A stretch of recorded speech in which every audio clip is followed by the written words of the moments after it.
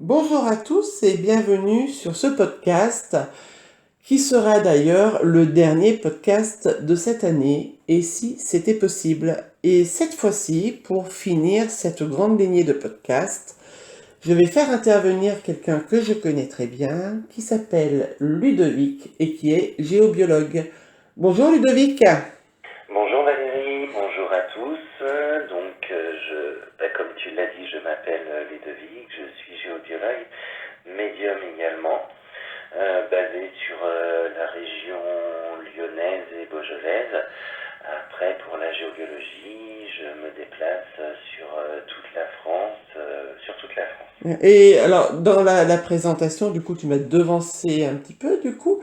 Mhm. J'aimerais bien aussi que tu nous donnes ton âge et puis peut-être aussi nous dire un peu comment ça s'est ouvert pour toi tout ça.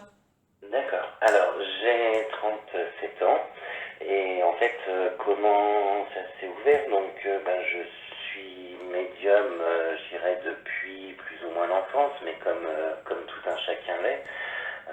Après, j'ai eu des intuitions très fortes que j'ai appris à maîtriser et à en faire mon métier au fil de l'âge. Et d'ailleurs, grâce à ton développement spirituel aussi que nous avions fait il y a une dizaine d'années. Et autrement, pour la géobiologie, en fait, j'ai découvert euh, cette passion-là pour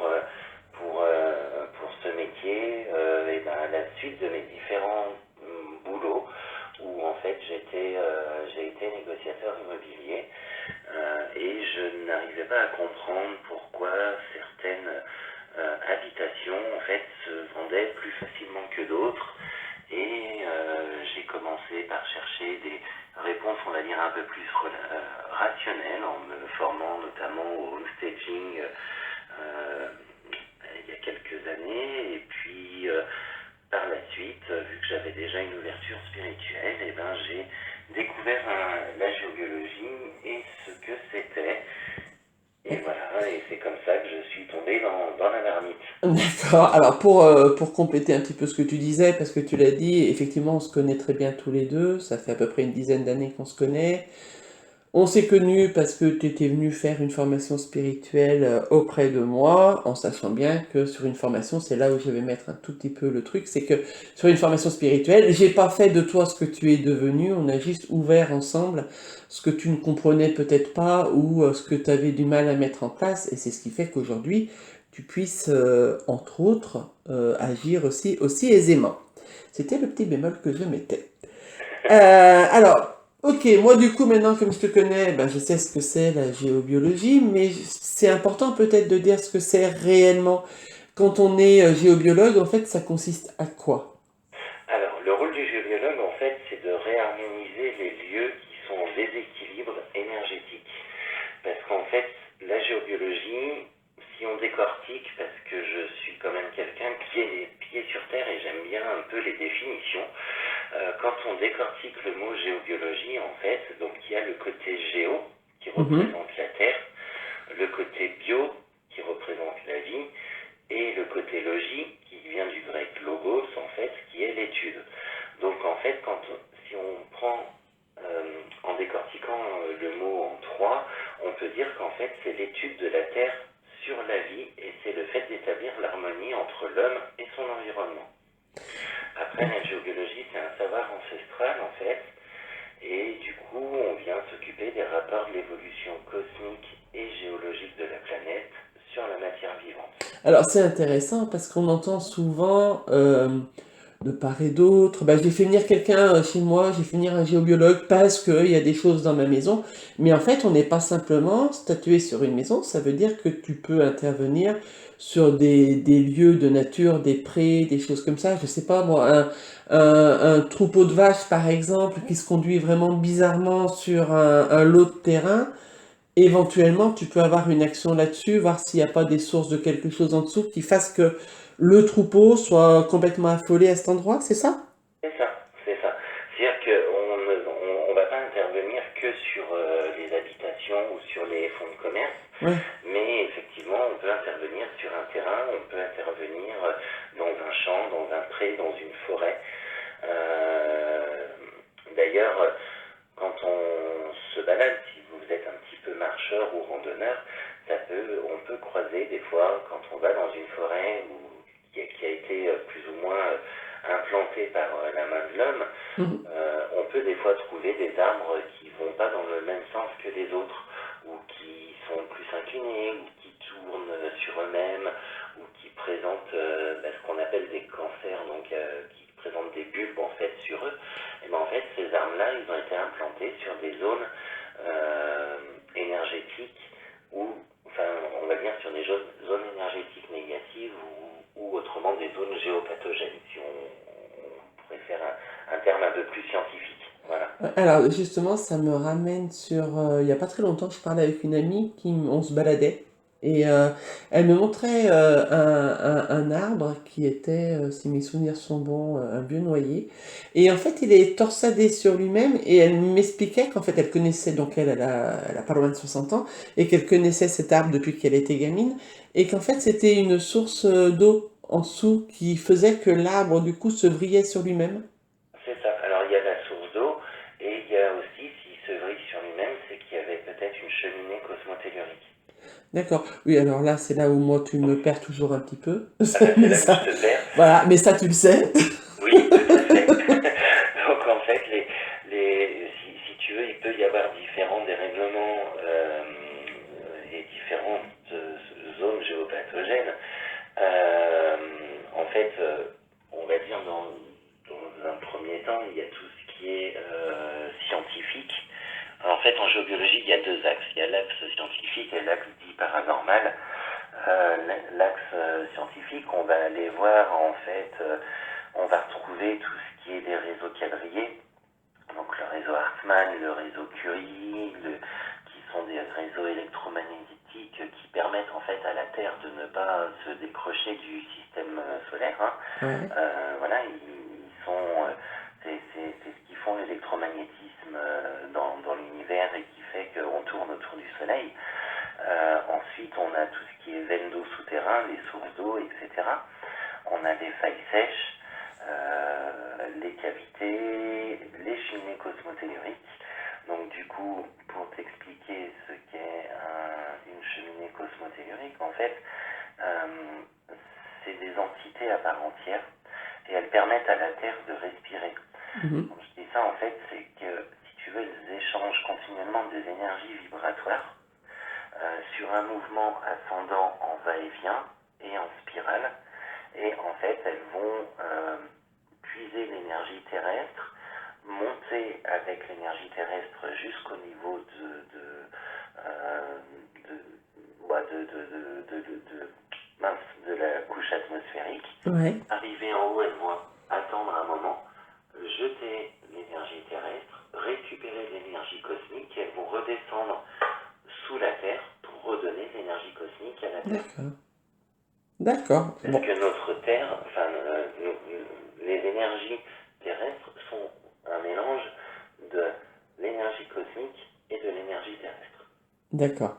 Alors, plus concrètement, on va essayer d'aller au plus facile peut-être à expliquer. Mhm. Bon, je vais peut-être partir de ma maison. Imaginons que dans ma maison, je m'y sente pas bien, que il y a quelque chose qui me dérange ou que je me sente énervée, peut-être. Enfin, je sais pas, c'est peut-être des raisons pour lesquelles on peut t'appeler pour venir intervenir sur une maison? En fait, voilà, on va déjà commencer. En fait, c'est simple. Pour savoir si on a besoin enfin, si notre habitation a besoin d'une intervention de géobiologie, Ouais. il faut déjà regarder le comportement qui est impacté sur nous. Alors, le problème, c'est que c'est un comportement qui est assez subtil et en fait, c'est tout ce qui est impression et sensation. Mhm. Et en fait, elle se manifeste surtout quand on s'installe dans les lieux ou au début de ton séjour. Parce qu'au bout d'un moment, tu es habitué aux énergies de ta maison et tu te rends plus compte des choses. D'accord. Mais quand on vient à emménager ou, enfin voilà, il faut donc regarder si on n'a pas des impressions désagréables en entrant dans le lieu, une sensation de poids sur la poitrine ou d'être vidé énergétiquement ou de mal-être tout simplement. Oui. Après, dans les autres sensations, on a tout ce qui est sensation de froid, l'impression de courant froid dans la pièce. On a les impressions d'humidité aussi. Alors, humidité, on est d'accord que si la maison elle a été fermée pendant 1 an et demi, pas chauffée, c'est normal Oui, qu'on ait une impression d'humidité, et que la maison semble renfermée. Mais si c'est une maison qui vit tous les jours et que dans une pièce il y a des odeurs d'humidité, enfin, il y a de l'humidité ou que ça semble renfermé alors qu'on aère tous les jours, ça c'est pas logique. Ça oui, c'est pas logique. d'accord. Ah, Et alors, du coup, à ce moment-là, ok, ça m'arrive, machin, et je fais appel à Ludovic. voilà. Eh ben, en fait, comment procèdes-tu pour assainir, c'est ça? Assainir tout ça? Oui, pour assainir tout ça. Alors, déjà, dans un premier temps, je vais faire, on va dire, une étude géobiologique où je vais, en fait, où j'ai besoin, moi, d'un plan de l'habitation, d'un plan cadastral pour regarder aussi sur le terrain. Mhm. Et je vais regarder un petit peu quel travail il va m'attendre dans les lieux. Et auquel cas, après, du coup, c'est ce qui va aussi me servir pour faire mon devis et savoir quels outils il va falloir que je monte, que j'apporte avec moi pour apporter les corrections. D'accord. Ok. Et est-ce que c'est quelque chose, du coup, que tu peux faire à distance? Oui, tout à Ouais. fait. Si par exemple, moi j'habite à Montpellier et toi, donc t'es dans le Beaujolais. Oui, ça, il n'y a pas de souci. Et même l'intervention en elle-même, je peux la faire en distance. D'accord. Je peux la faire à distance. L'intervention la plus loin que j'ai fait à distance, c'était sur une habitation qui se trouvait en Guadeloupe. D'accord. Ok. Et le résultat, je suppose, est le même, évidemment. Le résultat est le même. Après, pour moi, c'est un peu plus fatigant. D'accord. Voilà, Et- puisqu'énergétiquement, je pars. Je pars. Voilà. alors, juste une petite question, c'est vrai que je la pose rarement aux autres personnes, mais tu vois, je me dis, c'est bête, j'aurais dû la poser dans mes autres podcasts, mais Mhm. quand tu fais quelque chose à distance comme ça, que c'est aussi éloigné que ça, puisque ça te fatigue un peu plus, est-ce que du coup le tarif va changer de tes consultations ou est-ce que ça reste identique quand même? Non, ça reste identique. Le tarif est le même. D'accord. Quand tu as fait ton intervention, parce que c'est pas une séance, c'est une intervention sur quelque chose pour redresser, qu'est-ce qu'on peut s'attendre tout de suite après une intervention? Quels sont les signes du coup? Est-ce qu'il y a des bienfaits immédiats dans tout ça? Alors oui, il va y avoir des bienfaits immédiats, notamment un meilleur sommeil. Se sentir mieux dans sa maison, un meilleur sommeil, et puis l'envie de rester dans la maison. C'est un des signes aussi que j'ai pas dit, c'est si on se sent mal chez soi et qu'on n'a qu'une envie, c'est de fuir les lieux. Mhm. Ce n'est pas normal, quoi, en fait. Donc, généralement, ouais, vraiment sur l'action immédiate et le retour que j'ai des, des- des habitants auxquels j'ai corrigé leur habitation, ça a été tout de suite sur le côté du sommeil, D'accord. en disant on a dormi beaucoup mieux, avec une nuit beaucoup plus apaisée, beaucoup plus reposante. Donc ça, c'est vraiment le côté immédiat. Alors du coup, ça m'interpelle sur une question supplémentaire. Tu disais, ou alors qui fuit la maison, qui peut pas rester dedans. Mhm. Comment on peut faire la différence entre quelqu'un qui va fuir la maison parce que quelque chose le dérange profondément au niveau de la maison, mais peut-être même de manière inconsciente, Mhm. et quelqu'un en fait qui fuit tout simplement sa propre solitude? Et ben en fait, on va faire la différence si cette personne elle a vécu dans un autre lieu et que là elle fuyait pas sa maison. D'accord. Et si c'est une toute jeunette personne qui vient de prendre sa première maison toute seule? Alors là, il faut regarder aussi du coup si ses comportements ou si ses attitudes n'ont pas changé. D'accord. Euh, on peut avoir nos comportements personnels, enfin, nos humeurs, nos attitudes qui Mhm. changent aussi en fonction du lieu dans lequel on habite.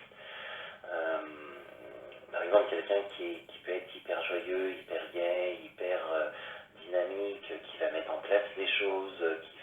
choses constamment, peut, en déménageant, être totalement vidé de son énergie, ne plus avoir d'entrain, commencer à rentrer plus ou moins en dépression, ne pas ouvrir ses cartons par exemple, ne plus mettre en D'accord. place les choses. Voilà. D'accord. Si vraiment il y a un changement de comportement, ça peut alerter. Ça peut alerter. Après, il faut aussi regarder dans la globalité. Il ne faut pas tout remettre sur l'habitation. C'est-à-dire que si c'était quelqu'un qui était joyeux, qui était heureux, qui travaillait, etc., qui déménage, mais qui se fait licencier et qui vient de connaître aussi une rupture amoureuse, forcément, il faut regarder en fait la vie de la personne. Oui, c'est ça. Mais c'est là où je voulais qu'on en vienne à un moment donné, c'est-à-dire de ne pas faire l'amalgame.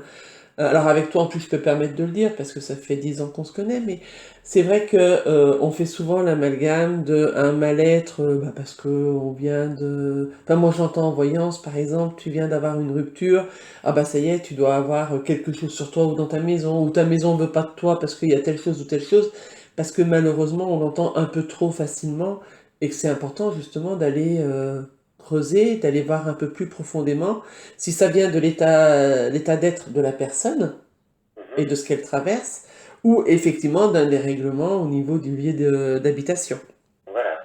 Et ben c'est oui, et moi je suis très sensible là-dessus justement où avant en fait je vais enlever je vais enfoncer les portes ouvertes avant de faire mon intervention. C'est-à-dire que je fais pas une intervention pour dire de faire une intervention. Avant de faire l'étude, je vais déjà poser des questions sur notamment ok, qu'est-ce qui fait que vous me contactez, expliquez-moi, et après Ah, je vais enlever je vais enfoncer des portes ouvertes en posant des questions. Parce que, par exemple, si on me dit, ben voilà, moi depuis que j'ai emménagé, je suis déprimé, ça va plus. Ok, ma première question va être, mais vous êtes déprimé parce que vous avez emménagé ou vous êtes déprimé parce qu'il y a autre chose dans votre vie. Enfin, voilà, parce oui, c'est ça. qu'il il faut faire, enfin voilà, tout ne vient pas de l'habitation non plus, quoi. Oui, c'est ça. Et c'est vrai que c'était important de mettre un peu le doigt dessus pendant cette interview parce que c'est un peu trop un amalgame de plein de choses. Et puis entre ce qu'on dit aux gens sur d'autres pratiques spirituelles, où très vite on pointe un peu du doigt les entités, les machins, et les gens sont complètement perdus face à tout ça, quoi. C'est ça. Ben, en fait, pour donner un exemple, et pourtant je suis géobiologue, et donc dans la géobiologie, le passage d'âme est aussi important. Mais à titre d'exemple, moi j'ai vécu dans une habitation où en fait j'avais une entité dans l'habitation, mais où on a très bien vécu en colocation ensemble, en trouvant des accords ensemble, quoi, en fait. Oui, c'est ça. Et puis ne jamais oublier qu'une entité, c'est pas parce on ressent une présence dans une maison, d'abord, d'une, qu'elle vit dans la maison, et de deux, que ce soit fatalement quelque chose de négatif. C'est ça. Alors après, si l'entité reste présente, en fait, elle ne va pas spécialement être négative, mais il faut que la maison soit énergétiquement saine. Parce qu'en fait, une entité va se nourrir. En fait, le rôle d'une habitation, c'est de recharger énergétiquement les habitants de l'habitation. Et les habitants physiques comme immatériels. Mhm. Donc, si on a une habitation qui a un niveau énergétique un peu bas, enfin mal réglé du moins, et qu'il y a des habitations physiques comme on les connaît, et des habitants immatériels en même temps, des entités, et ben forcément l'énergie elle va être abaissée parce que la maison elle va faire son rôle, elle va donner de l'énergie aux physiques, mais elle va donner aussi de l'énergie aux entités. Ouais. Et donc c'est pour ça que il est bon quelquefois de dire aux entités, enfin de demander aux entités de quitter les lieux pour que l'énergie en fait soit vraiment orientée que sur les personnes physiques. D'accord.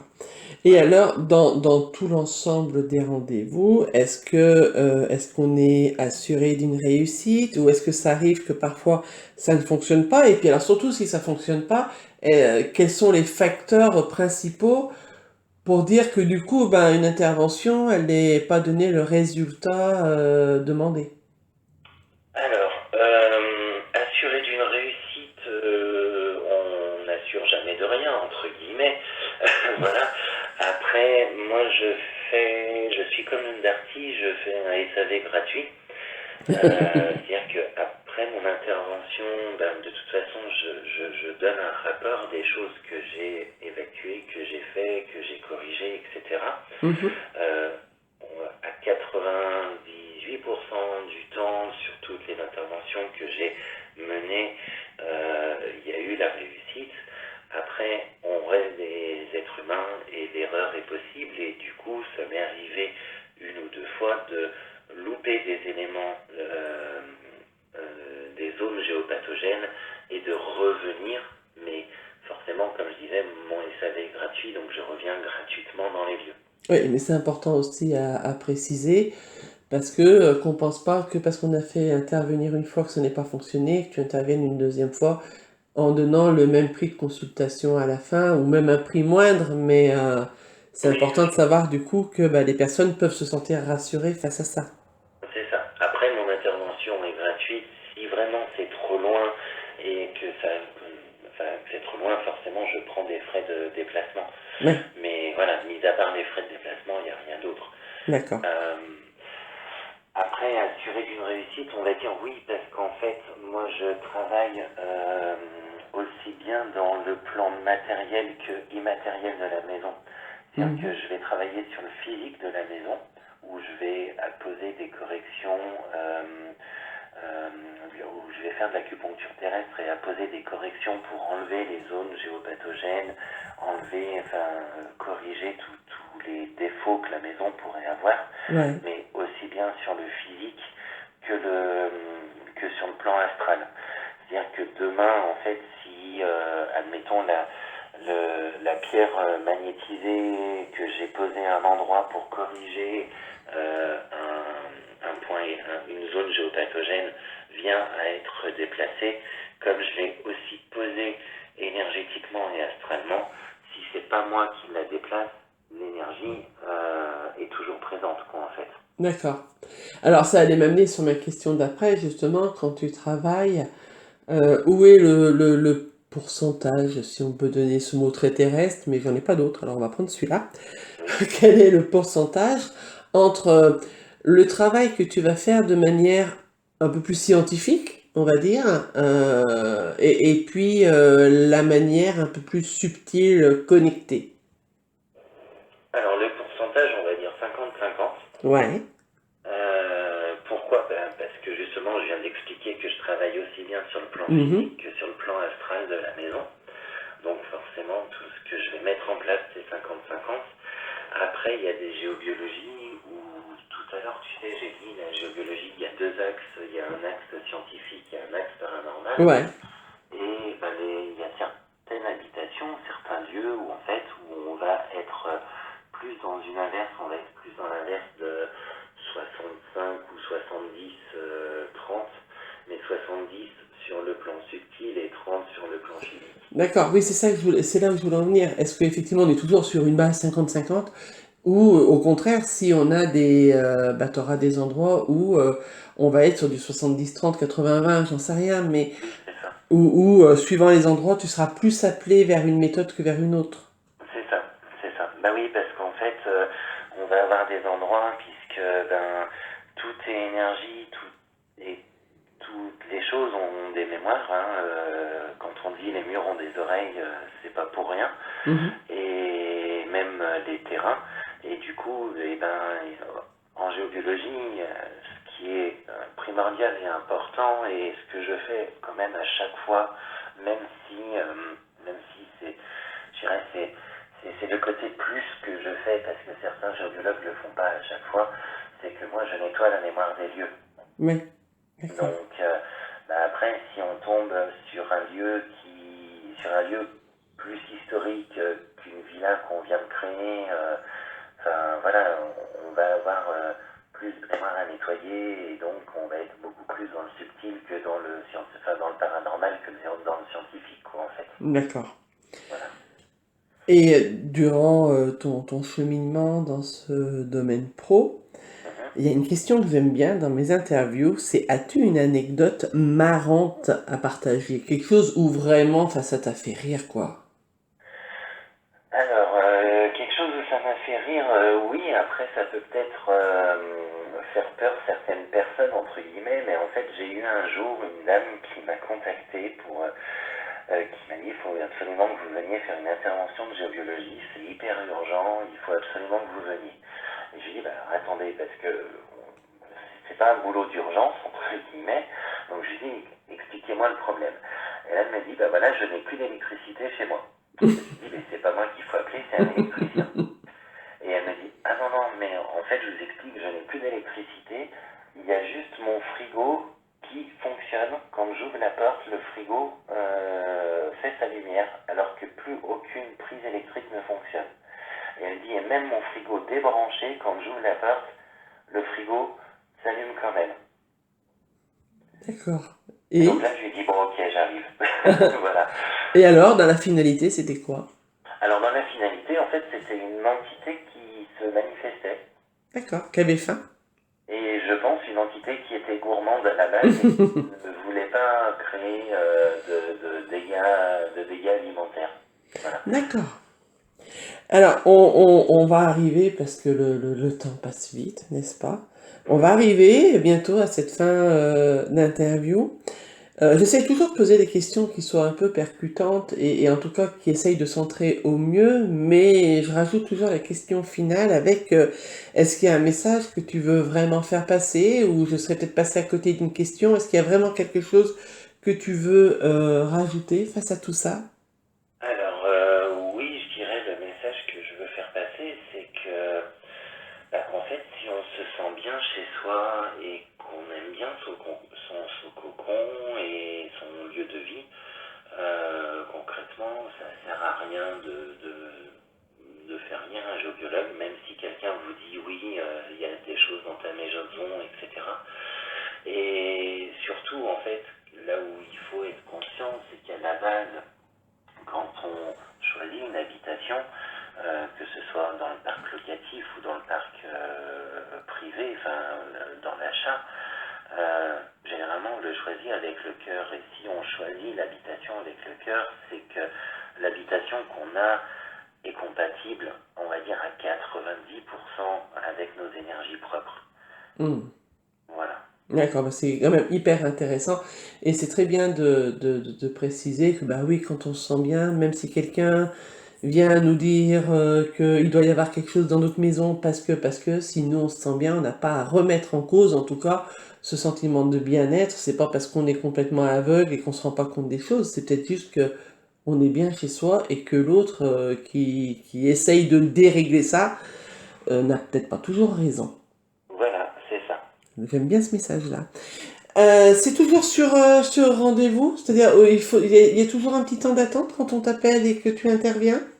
Oui, oui, parce que effectivement c'est sur rendez-vous et en fait ça se passe en deux temps, comme je disais tout à l'heure. Donc il y a une étude qui se fait, ce qui me permet d'établir un devis en fait Mm. d'intervention. Et après il y a le rendez-vous, mais ça prend pas non plus. J'ai pas 3 mois d'attente entre Ouais. le devis et l'intervention. On va dire généralement en 15 jours, sous la quinzaine, il y a l'étude qui se fait et l'intervention D'accord. dans la foulée. Sur le devis, c'est un devis tarifé ou c'est un devis à titre gratuit? Alors le devis est gratuit et oui, le devis est gratuit. D'accord, oui, puis après l'intervention évidemment payante puisque le devis sert à donner la tarification de tout ça. C'est ça, c'est Je ça. vais mettre en lien sous YouTube, donc pour ceux qui connaissent pas vraiment, la petite flèche en dessous, vous cliquez dessus, on aura le lien de ton site, de ta page Facebook, ton adresse mail, numéro de téléphone, on le trouve sur le site, je suppose, Oui, parce que je mets pas de numéro de téléphone. Et puis on va du coup arriver à la fin de cette interview, mon Ludo, parce que j'ai le droit de dire mon Ludo depuis 10 ans. bah oui. Je suis vraiment contente de l'avoir terminé avec toi, ces podcasts, en tout cas pour cette année. Je ne sais pas si l'année prochaine j'en ferai encore. En tout cas, celui-là, il se termine avec toi. J'espère que tu as été heureux de partager ce moment-là.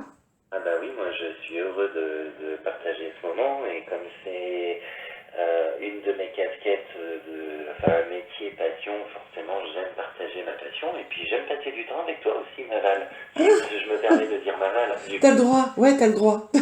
C'est la dernière, tu sais, c'est comme le dernier jour d'école. On a tout le droit. Ah, c'est ça. Écoute, moi je vais en tout cas te remercier encore grandement.